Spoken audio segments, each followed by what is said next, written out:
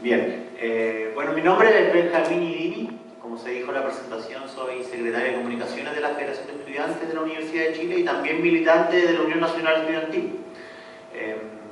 Los compañeros de la Federación de la UACH, de aquí de Puerto Montt, me pidieron que asistiera a una actividad específica y de pasadita nos salió esta también. Ahora nadie sabía que entre medio íbamos a tener un terremoto, pero aquí estamos de pie todavía, no nos han movido. En ese sentido también agradecer la hospitalidad a los compañeros que se han portado muy bien. Hoy día ya estuvimos conversando respecto a estos temas y la idea es que sería interesante que aquel debate que vimos en ese momento también lo podamos traducir a este espacio. Recién nuestro compañero Eduardo ha dado una muy buena descripción en uno de los ejes que también me gustaría referir, como para tratar de armar un modo del cual sentirnos cómodos también. Sentirnos cómodos en este momento y respecto a lo que estamos haciendo. En esa dirección me gustaría referirme no solamente a quién tenemos hoy día enfrente, ¿verdad? Al enemigo que nos enfrentamos y a las amenazas que salen de aquella batalla que tenemos que dar, sino también al momento mismo en el cual nos enfrentamos a ello. ¿Cómo hemos construido este momento histórico? ¿Qué características tiene? Luego, ¿de qué forma vamos a enfrentar al enemigo? En el sentido de cómo generamos la diferencia y la táctica necesaria para que salgamos airosos de esta batalla.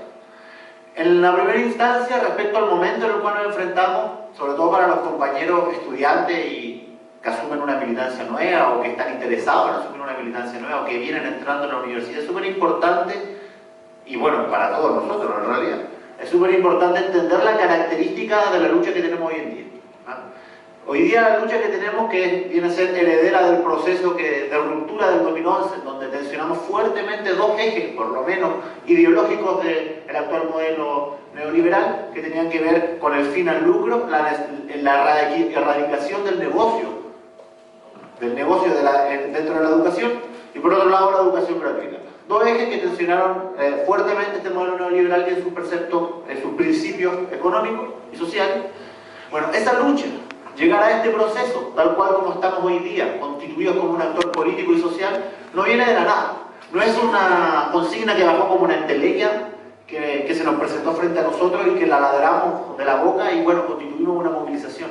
Eso es reflejo mismo de un proceso de lucha que como movimiento estudiantil, bueno, nos atrae bastante más atrás. Recordemos que las primeras movilizaciones contra esta implantación se dieron justamente en los 80, cuando nos movilizábamos no solo para matar la dictadura como movimiento estudiantil, sino también como primera resistencia a lo que ya se estaba instalando en aquel momento respecto a la mercantilización de la educación, como primera resistencia a lo que era el primer cobro de aranceles, lo que vino después, claro, ese arancel diferenciado con matrícula, que fue progresivamente aumentando a un arancel fijo para todos, que fue reemplazado y amortiguado por crédito, y que al mismo tiempo estábamos luchando con una dictadura, entonces era complicado, eran dos frentes que teníamos que enfrentar. Bueno, ese proceso culminó y se desarrolló, y por ahí venimos, también durante la transición, cuando nosotros, compañeros, yo mismo, estando en la Universidad de Concepción, nos movilizábamos por una opción mucho más sencilla de lo que podríamos imaginar hoy día. Mucho más, no sé si más clara, pero sí mucho más concreta respecto a la realidad presente. Era incluso una cosa tan sencilla y banal como decir, nos movilizamos por la chaucha del micro. Por los 10 pesos de la micro vamos a levantar la movilización, vamos a tomarnos la universidad, vamos a frenar todas las actividades porque es una necesidad importante para nosotros. Lo mismo ocurría, por ejemplo, respecto a la precarización en algunas facultades. Bueno, en la facultad los compañeros no tienen espacio, vamos a movilizarnos por aquello. De ese mismo proceso de lucha es que hemos consolidado estas dos demandas, estos dos ejes de tensión. Porque hemos comprendido a través de esta misma movilización que la radicalidad, la raíz de aquel problema no se encuentra en una interpelación necesariamente con nuestras autoridades locales, no se encuentra en una interpelación necesariamente con las autoridades del transporte de aquí, sino que tienen que ver justamente con un modelo que es una estructura mucho más grande, que tiene que ver con una idea de cómo se entiende la educación y que es ahí donde está el problema. Esto es importante manifestarlo porque quizás para nosotros que venimos de ese proceso es mucho más natural, pero para los compañeros que llegan a la universidad de repente llega un choque, pues un golpe, o sea, me movilizo por la democratización y son cuestiones que no tienen asidero material si no encontramos esta respuesta en la misma historia en el proceso de lucha. Dicho eso, hoy día nos encontramos justamente en un proceso histórico. Histórico desde la perspectiva que hay una reforma educacional que viene a responder a esto, que viene a responder a estos años de movilización y a estos años de lucha, que pretende y que puede tener múltiples salidas, pero una de ellas es justamente que se cierre aquel conflicto que hemos abierto desde el 2011 fuertemente contra los principios del neoliberalismo, al menos en su expresión educacional. Entonces, hay una reforma que se viene, que está anunciada, que es una gran reforma, supuestamente, y que pretende generar estos consensos, este cierre de consenso y de la conflictividad en materia de educación. Y ese momento histórico es importante entenderlo en su real magnitud, porque somos nosotros el actor mismo que lo posicionó y somos nosotros los que tenemos la posibilidad de resolverlo favorablemente para los intereses de nuestro pueblo y para los intereses, porque no por nosotros, sino que justamente porque ni siquiera nosotros vamos a disfrutar de aquello, ¿verdad? Es como evidente, ¿no? Si nosotros no vamos a disfrutar de ninguna ganada respecto a educación. Entonces, situado en ese marco histórico, de la relevancia histórica que tiene esto, entendiendo también, con la exposición de nuestro compañero, las características del enemigo que tenemos enfrente, que para resumirlo en una contradicción que de repente es útil, no estamos hablando de ampliar la democracia, como se ha querido decir. No es una ampliación de los esquemas democráticos, sino que es el mismo mercado con características democráticas. O sea, un mercado democratizado versus la ampliación de una democracia. ¿Y cuál es la característica de este mercado democratizado? Que los ejes se pretenden continuar. La estructura específica de la educación mercantilizada y de todo el neoliberalismo, su expresión en las diferentes áreas de la sociedad, se continúan, pero hoy día hay una incorporación de los actores sociales como un actor capaz de incidir en ello, sin cambiar justamente los marcos de este modelo. O sea, los actores sociales están incluso dentro del gobierno, disputando internamente. O sea, tienen capacidad de incidir, por ejemplo, en las cifras, o tendríamos capacidad de incidir en algunos cambios, como la frase que plantea el compañero, que es muy gráfica de esto, cambiar algo para que todo siga igual. Pero la estructura de este mercado sigue igual, es un mercado democratizado, un mercado con características democráticas.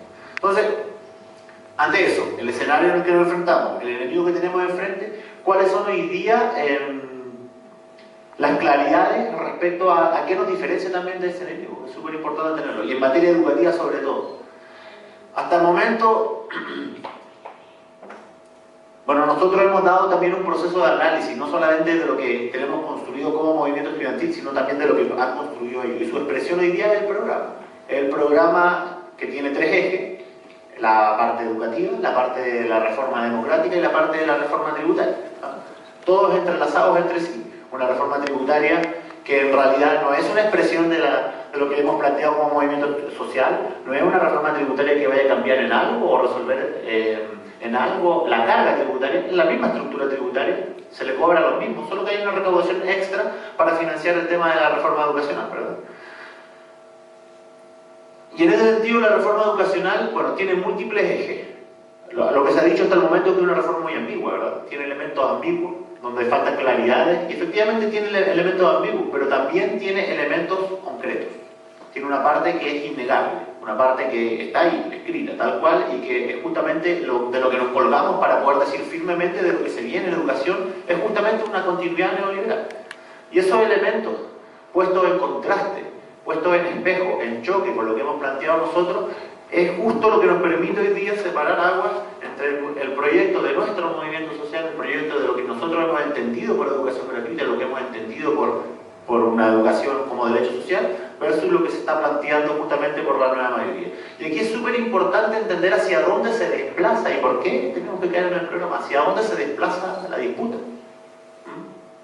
Porque ellos ni siquiera, mira, la disputa salió absolutamente del plano de las consignas, que fue un elemento que nosotros utilizamos durante los años pasados y que fueron altamente efectivos porque la disputa era ideológica. La disputa con la derecha era una diferencia ideológica. Cuando nosotros decíamos no al lucro, ahí nos decían que sí. Y ahí se paraba la discusión. No teníamos ni siquiera que precisar técnicamente respecto a cuál era la expresión de no al lucro, sino que había una diferencia ideológica que era bastante clara y que nos permitió llegar a la masa de una manera muy efectiva. No al lucro y educación gratuita fueron consignas que separaron aguas directamente. Entonces, cuando nos enfrentamos a este nuevo escenario con un enemigo que es muy diferente a esa expresión de la clase dominante, en donde toman la consigna y la hacen propia. De hecho, nos invitan a participar del mismo desarrollo del programa y nos invitan a participar de la misma discusión del programa ahora, continuamente, lo hacen ahora también, en este ánimo de construir el mercado democrático. Entonces, nosotros nos enfrentamos a eso, no podemos continuar con el tema de las consignas y tenemos que entrar justamente de lleno al debate programático. A un debate programático que además nos es incómodo, porque como movimiento estudiantil no tenemos experiencia de aquello. Es un debate programático que además es forzoso, porque ellos no tienen que darlo. De hecho, ellos no están obligados a ir a explicar su programa. Tenemos que ser nosotros, como izquierda revolucionaria, los que explicamos el programa de ellos. Así de complicado es el tema. Ellos no tienen que ir a explicarlo porque basta únicamente con que instalen de que están con el movimiento social, que quieren educación gratuita y que todas las cuestiones que hemos instalado nosotros, basta con ellos, con que se defiendan de que están de acuerdo con eso, para que tengan el apoyo y bueno, y después se resuelva en el Congreso, o después se resuelva en una discusión de especialistas. Entonces, somos nosotros los que nos vemos forzados a entrar en este debate programático, incluso a tener que explicar su programa y mostrar lo ambiguo y lo concreto. Entonces, volvamos nuevamente a cuáles son estas diferencias, las que nos separan de este lápiz del proyecto que tenemos nosotros, el proyecto que tienen ellos, que son dos proyectos absolutamente diferentes. Uno de los principales es que tiene que ver respecto al lucro, y ese es el más sencillo. Cuando nosotros hemos dicho no al lucro, tiene que ver con que entendemos que el lucro es un incentivo perverso para la educación. Cuando entendemos que el lucro tiene que desaparecer absolutamente de todas las instituciones, y lo que se ha dicho hasta el momento en este lado de la cancha es que se acaba el lucro con recursos públicos. Lo que si nosotros damos vuelta a aquella frase es sigue el lucro sin recursos públicos, lo que de cualquier punto de vista es inaceptable. Por otro lado tenemos la democratización. Hoy día se está hablando de instituciones que pueden ser públicas, pero en ningún caso se habla de lo esencial para que aquello se concretice, que tiene que ver con entender lo público como un espacio que es de todo y donde incidimos, al menos como comunidad universitaria. Y en ese sentido no hay ninguna referencia y es el gran silencio que tiene todo el programa, desde el primer punto hasta la última hoja. Es un silencio pero absoluto. Ni siquiera aparece en la mitad, podríamos ver la demo, no, ni hasta demo llegan, nada, no hay nada, DFL2 no hay nada, construcción de comunidad universitaria no hay nada, y es justamente uno de los elementos que diferencia absolutamente los programas de nosotros. Y luego tiene que ver el otro tema con lo que planteó el compañero, que es la gran discusión que se está dando hoy día de financiamiento, que lamentablemente, como se ha presentado hasta ahora, es una discusión que es media tramposa, porque la han presentado al mismo tiempo que han presentado dentro de la agenda pública la discusión de financiamiento, se ha presentado otra discusión que es igual de complicada o más complicada, que es respecto a qué es lo que vamos a entender hoy día como lo público, qué es lo que vamos a entender hoy día como las instituciones públicas. Entonces, ¿cuál es el golazo y cuál es la forma de resolver aquello? El golazo es, esto es lo público, lo definimos, nosotros lo tenemos claro, ahora financiamos lo público. Y ahí está todo mezclado. Tenéis que meterte a la discusión, bueno, pero es que yo creo que lo público no es esto, pero ya, entonces pasemos a la parte de financiamiento. Entonces, lo que hay que entender aquí es que son dos discusiones separadas. Por un lado, entender que hoy día el modelo educativo consta de diferentes tipos de instituciones, las estatales por un lado, las privadas tradicionales, si las tenemos separadas de las privadas, como tercero, las privadas más nuevas, las privadas post-dictadura, por Ley General de Educación. Entonces, en función de eso, es necesario efectivamente dar aquella discusión respecto a lo público. Tenemos que arremeter con una contrapropuesta también. Hoy día se ha dicho que lo público no responde a lo estatal necesariamente, sino que pueden haber instituciones privadas que pueden desarrollar lo público. Eso es lo que se está instalando de la nueva mayoría, lo que se está instalando como una gran tesis que está pasando colada hasta el momento. Es una discusión que está pasando colada como discusión de financiamiento, pero no es una discusión de financiamiento. Y aquí voy a poner un énfasis concreto. O sea, tratar de que, como ya no había acceso al recurso estatal, porque no había nada que fuese público, bueno, queríamos tenerlo público, pero sin tener que cumplir con los requisitos de ese tipo. O sea, queríamos tener acceso a los beneficios de lo público, estoy hablando desde la situación de Inglaterra, acceso a los beneficios de lo público, que son financiamiento, que son diferentes, trato preferente de parte del Estado, pero sin tener cuidado respecto a los requisitos y a las garantías de ser una institución pública, en donde la decisión no recae dentro de un directorio corporativo ni de un jefe, sino que recae justamente de cuestiones mucho más amplias, como pueden ser una comunidad universitaria organizada. Entonces, cuando se instala aquella discusión, es justamente el peligro que guarda aquello es justamente una consolidación de lo que ya se instaló en los 80 aquí en Chile con el ladrillo, con la tesis de la descentralización, donde había que hacer retroceder al Estado respecto a todos los espacios que ocupaba, donde lo público se encargaba de la educación, donde lo público cubría servicios básicos a través de empresas, donde lo público lo cubría en salud, ¿verdad? Entonces, hacíamos retroceder el Estado a través de este precepto neoliberal plasmado en el ladrillo, y en vez de ese espacio público lo íbamos llenando con espacio privado. espacio privado que venía a resolverse a través del mercado y de los choques de empresas, de los choques de intereses privados. Eso hoy día, que terminó justamente en los desastres, por lo menos en educación, en los desastres escandalosos de universidades cerradas, como la Universidad del Mar, que terminó en enfrentamiento desaforado, un capitalismo que nos ha mostrado lo peor de sí en su expresión educativa, con familias que se endeudan y que después no tienen que pagar la deuda, pero no tienen la opción. O sea, es una hipoteca de los sueños de la familia. Entonces se crean sueños y expectativas que después se derrumban en una tragedia total. Entonces, esa situación hoy día se le viene a dar un cariz de público, retrocediendo y haciendo y consolidando, cristalizando una situación que es un estado disminuido versus todo este espacio que debería ser público, revisto del interés privado, de la resolución a través del mercado, se viene a cristalizar y dándole un cariz como que esto estuviera presente. Entonces, esa discusión que está pasando como colador es una necesidad también del periodo, una necesidad para las fuerzas de izquierda, una necesidad sobre todo para nuestro movimiento estudiantil. Y separado de eso, viene la parte de financiamiento que viene de Kirby Pompa, que tiene que ver, ahora que ya tenemos resuelto que es lo público, que ya tenemos resuelto cuál va a ser la estructura de este modelo educativo, si van a haber universidades estatales, si van a haber universidades privadas, que se les va a exigir a ellos. Bueno, resolvamos el problema de financiamiento, de decir cuál es la relación que va a tener el Estado con cada una de ellas, por separado. ¿Cuál va a ser la relación del Estado respecto a la estatal? Aporte libre de discusión, puede ser una opción. ¿Cuál va a ser la relación del Estado respecto a la privada? ¿Va a haber financiamiento del Estado respecto a la privada? Esto lo podemos decidir y no hay problema, discutámoslo.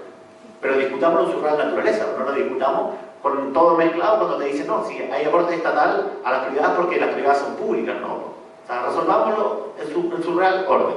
Entonces, esa es otra discusión que además atraviesa por un paso anterior de financiamiento, que tiene que ver justamente con entender de que la mercantilización en la educación se acaba sí y solo sí se termina de hablar de la educación como una mercancía, como un objeto, que tal cual con un Super 8 del kiosco lo puedo vender y comprar.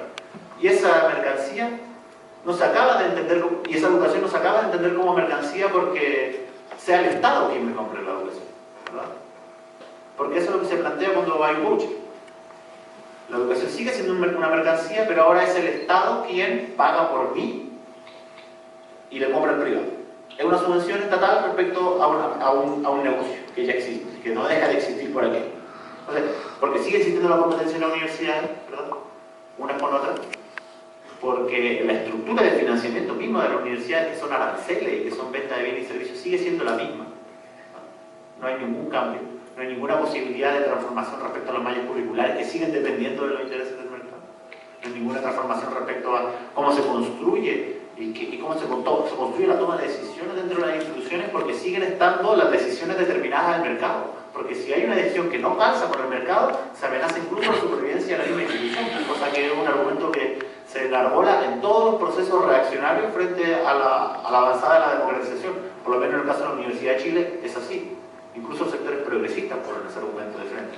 Es decir, ¿qué es lo que pasa si los estudiantes van a votar por el rector? ¿Qué pasa si los estudiantes definen presupuesto? O sea, la universidad está en peligro de reproducirse, de dejar de existir como Universidad de Chile. Y es verdad, efectivamente es verdad. Por eso es importante terminar con la mercantilización en la universidad. Y la mercantilización se acaba de esa manera.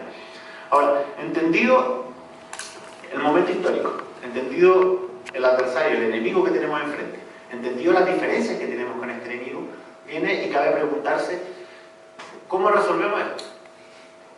Cabe preguntarse cuáles son los cuidados para resolver esto y cómo operamos, en qué marco operamos dentro de todas las posibilidades de acciones que podemos concretar. Ahí yo solo voy a instalar, más que referirme a situaciones específicas, voy a instalar al menos 4 ejes principales. El primero tiene que ver con la legitimidad que hoy día tiene el movimiento estudiantil, es nuestra principal arma para posicionarnos ante cualquier coyuntura. Esa legitimidad que hoy día nos posiciona como agente político, que guarda relación respecto a lo que hemos construido también en el 2011, cómo nos hemos posicionado como un actor creíble, como un actor dialogante, como un actor que busca una respuesta y una respuesta respecto a una necesidad que es justa y necesaria hoy día, y más que nunca. Esa legitimidad hay que cuidarla, y se cuida en cada una de las intervenciones. Esa legitimidad se cuida cuando decidimos a quién vamos a interpelar. Esa legitimidad se cuida cuando decimos cuándo vamos a interpelar, cuándo vamos a marchar. Esa legitimidad se cuida cuando respondemos a una invitación, cuando respondemos a una carta que nos hacen llegar, por ejemplo, la que nos llegó de Isaguirre hace poco. El segundo punto tiene que ver con programa. Como hoy día el movimiento estudiantil, efectivamente, en esta división nuevamente del lápiz. Aquí estamos nosotros, aquí están ellos. Tenemos un programa, pero ese programa es insuficiente. Se nos ha planteado desde la nueva mayoría una respuesta a la educación que es bastante compleja, que está muy bien armada, que guardamos diferencias profundas con ella, la criticamos y creemos que no es lo correcto, porque nosotros tenemos otro ideario respecto a cómo debería ser la educación en Chile, pero ese ideario requiere un trabajo mucho más minucioso. Un trabajo mucho más minucioso para responder también de manera contundente a aquello. Por ejemplo, un trabajo minucioso a toda esta interrogante, que la voy a dejar instalada. ¿Qué hacemos hoy día si queremos avanzar hacia un sistema de educación público que goce que sea democrático, que sea una institución democrática, que sea con instituciones autónomas, con financiamiento del Estado? ¿Cómo avanzamos de la actual situación hoy día, en donde solo la matrícula estatal, o la matrícula estatal, es del 16% de todo? Es bastante poco. ¿Cómo avanzamos de esa situación allá? ¿Qué hacemos con los compañeros que hoy día estudian en universidades privadas? ¿Qué hacemos hoy día con los compañeros que estudian en la universidad del consorcio Lauret, que es el 10% de la matrícula estudiantil? Más de 100.000 estudiantes. ¿Qué hacemos con esos compañeros hoy día? Tal cual. ¿Cerramos estas universidades? ¿Buscamos otro mecanismo de financiamiento? O sea, ese tipo de profundización programática es absolutamente necesaria, porque esos son los debates que tenemos hoy día enfrente. Y ahí están las dificultades que tenemos como movimiento estudiantil, de no quebrar en postura, mantener la unidad, mantener esa legitimidad, pero al mismo tiempo dar una respuesta contundente a lo que se plantea desde este lado de la cancha. Respecto, otro de los elementos que tiene que ver también con separar hoy día, en esta cancha donde tenemos un programa por un lado y el otro por acá, cuáles son las concesiones que hace este programa la nueva mayoría y cuáles son las limitaciones. Porque las limitaciones serán nuestra arma y las concesiones serán nuestro éxito, ¿verdad? Nuestros triunfos. Hoy día efectivamente hay concesiones. Nadie puede tener una duda respecto a que hoy día que el mercado, que el Estado financie al estudiante no resuelve, por ejemplo, el problema del endeudamiento. Lo hace. Al menos en parte lo hace. Resuelve el problema del endeudamiento. A nadie le puede caer duda tampoco que si es que aparece un cupo de un 20% de acceso en todas estas instituciones, eso no es un avance también para resolver el problema de la elitización del progresiva de la educación superior. También es un avance. Entonces hay que tener claro cuáles son esas concesiones, porque serán, como digo yo, nuestros triunfos, pero las limitaciones mucho más, porque las limitaciones que hemos planteado en nuestro eje de conflicto son justamente las armas que nos permiten hoy día salir a cumplir dos objetivos. Uno, por un lado, desnudar el carácter neoliberal de esta nueva mayoría, que no está claro, que no se ha generado aquella continuidad, sino que se han constituido como un ente nuevamente legitimado, Bachelet con una gran aprobación. Entonces, ¿cómo desnudamos ese carácter? Y al mismo tiempo, ¿cómo separamos nuestro proyecto y lo hacemos diferenciarse de este otro de aquel? De no caer justamente en esta tremenda complicación que es resolver tema por tema.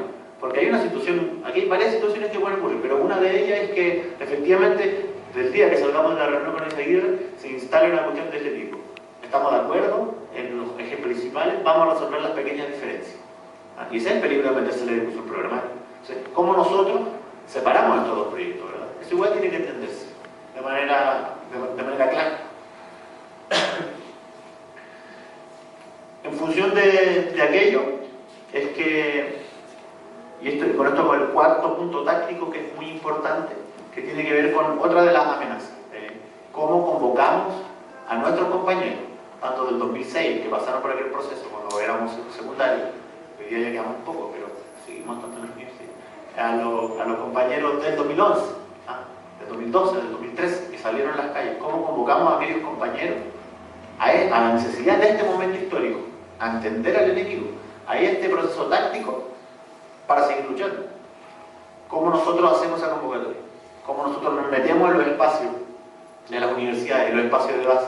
Recuperamos a aquellos compañeros, los llamamos, les decimos, los convocamos a este mismo momento histórico y asumir aquel rol. Y aquí yo creo uno de los puntos más importantes, porque existe también el riesgo que ya ocurrió en otros años, en donde el debate por la educación se queda por acá arriba, ¿verdad? En donde como ya tenemos programa, y hay un programa de la nueva mayoría, pareciera ser que la respuesta más sencilla es que nos falta solamente negociar y encontrar un acuerdo, un consenso entre aquellas dos cosas, ¿verdad? Y ya no hay que seguir luchando, y eso se resuelve entre la Confech y el Ministerio. No. Entonces, ahí hay que ser claro, no hace falta una profundidad programática, tenemos una lucha que dar que no la vamos a dar por acá arriba, sino que solamente va a ser posible a través de la movilización, y a través de una movilización que además tiene características diferentes a las de otro año, no una movilización precisa. Si la nueva mayoría actúa de manera precisa y de manera detallada en cada una de sus acciones, en cada uno de los trabajos que ha realizado para recuperar y reconstituirse como bloque, bueno, el trabajo nuestro va a exigir el mismo nivel de profesionalismo y el mismo nivel de entrega también. Así que esa es la convocatoria final con la que quiero cerrar esta exposición. Nos hemos referido a 4 puntos que tienen que ver con el momento, el enemigo, las diferencias y cómo nos enfrentamos a él. Es lo que queremos entregar también nosotros como organización de manera muy humilde respecto a cómo podemos avanzar en este año, en un año tan complicado como aquel, y que queremos compartir también con ustedes y con cada uno de aquellos que nos sentimos parte de esta lucha, que nos identificamos en este lado de la cancha, con aquellos que entendemos la importancia de una transformación educacional que vaya justamente a resolver los intereses históricos de nuestro pueblo y que nos permita pensar también en la construcción de una nueva fuerza social y política que lleve a cambio los cambios anhelados desde hace mucho tiempo. Así que muchas gracias.